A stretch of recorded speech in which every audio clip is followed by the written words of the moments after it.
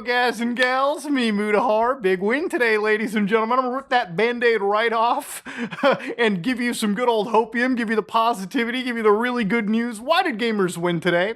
Well, about a week ago, I made a video. About 2 weeks ago, I talked about this thing called Myrient, where, again, one of the largest free, fast repositories of video game ROMs was actually being shut down March 31st, 2026.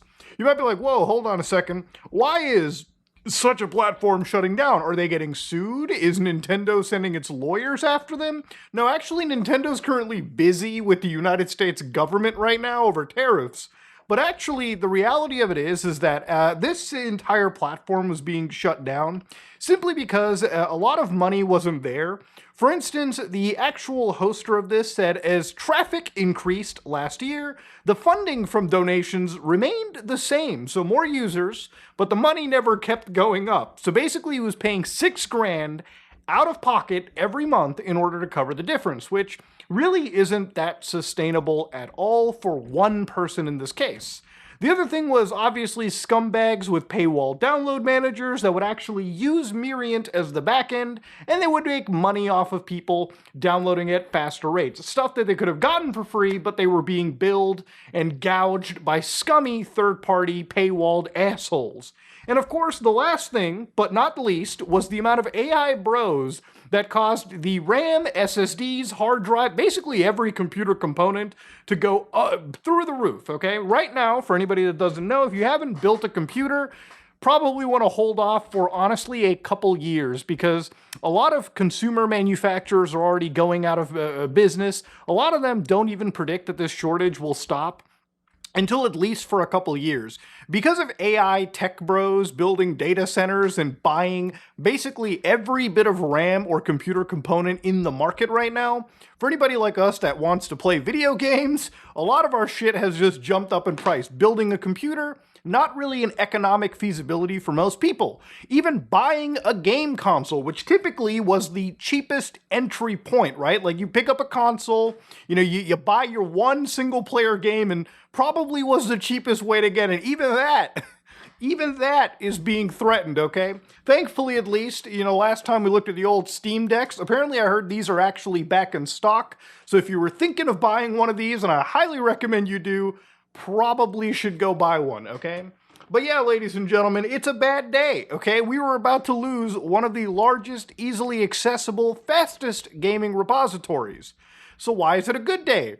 Well, fast forward about a week fucking later, ladies and gentlemen, turns out the actual community built something known as Manurva, which I talked about, a couple days when I actually discussed this original topic, and it actually has been doing so well that according to the game preservation teams behind it, they've managed to preserve basically 100% of this project.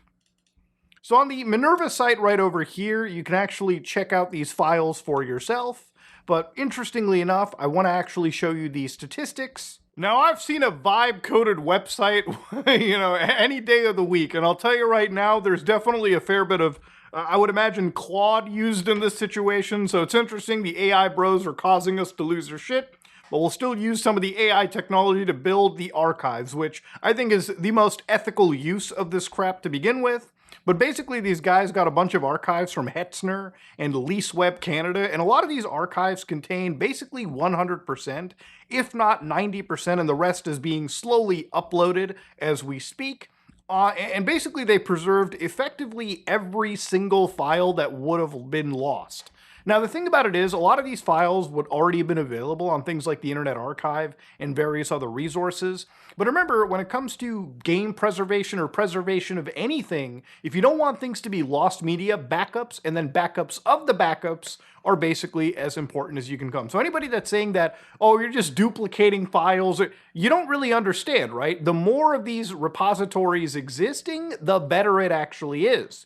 Now, from what I understand, basically to download this stuff, you have to use torrent software. I'm not going to explain how to do that because of YouTube's terms of services, though I find it fucked up that for AI companies that are training on user data, allegedly, they're able to get away with vast amounts of piracy, and I'm supposed to be scared shitless when like an agent kicks my door down because I left a ROM sitting on my computer longer than 24 hours.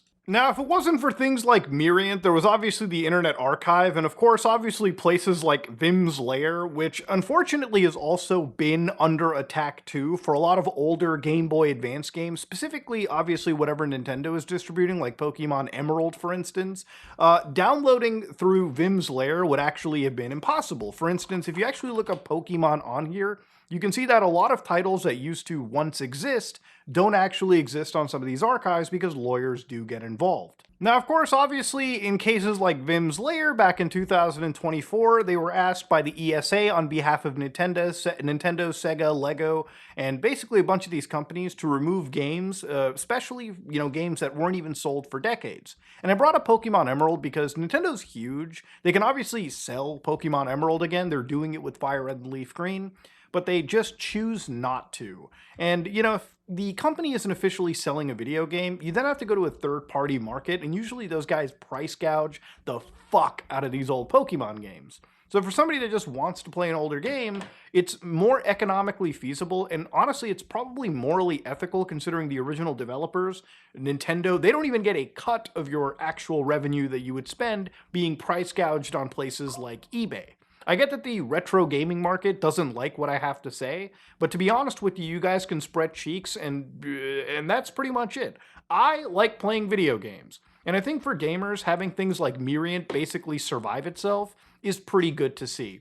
Now, ultimately, in the end, I'm a little bit worried for the person that runs this. There's been such a mass amount of downloads from the Myrient database that I can only imagine that final hosting bill is probably going to be through the fucking roof. And I really hope that the gamers who try to preserve this archive didn't necessarily bankrupt this person in the process. But again, I believe that even the individual behind it expected this, since they basically gave you a date to download whatever you wanted, and gamers basically preserved the entire fucking archive.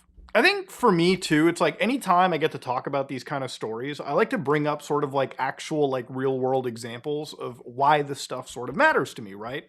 I feel like for gamers, emulating is one of those things where people always conflate it with things like piracy. And I get it, piracy is really bad and evil. But at the end of the day, I like to look at these things without a situation of it being totally black or white. A lot of cases for me involving like downloading games from 10, 15 years ago, I cannot honestly see the actual harm being done to the developers or even the publishers in that case. I actually think in that case, even the developers don't really care.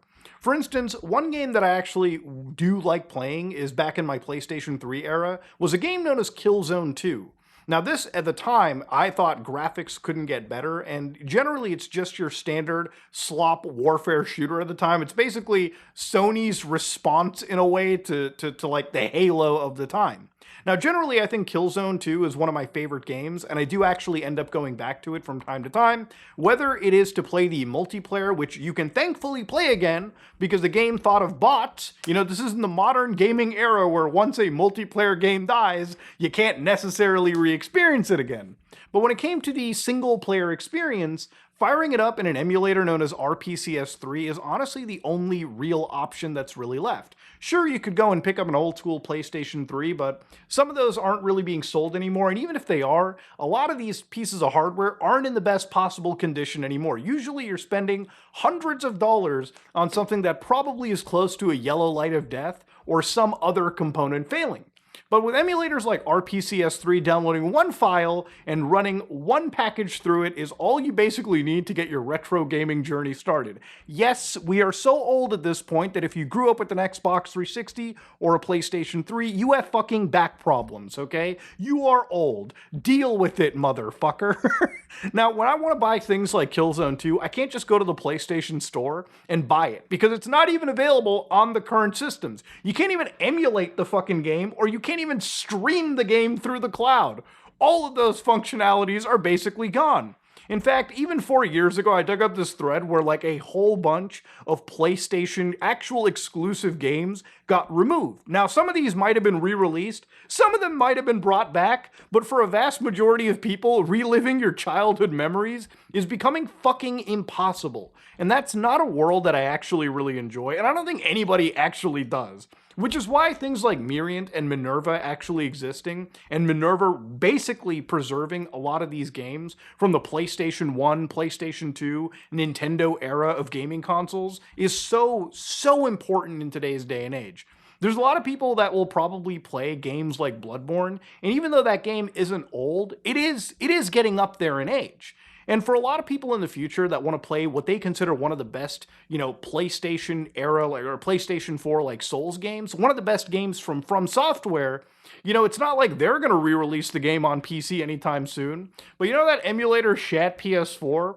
Well, literally, I was replaying the game again, and this is very much close to the beginning. I just beat the Cleric Beast, but you can see that the game does function with most of its graphics now. It runs at around 60 frames per second if you've got the hardware for it, and while there are graphical issues, I don't want to shy away and not show you goofy things. It does exist. It's very easy to rectify and fix up and basically play the game all the way from the beginning to the end with the DLC included.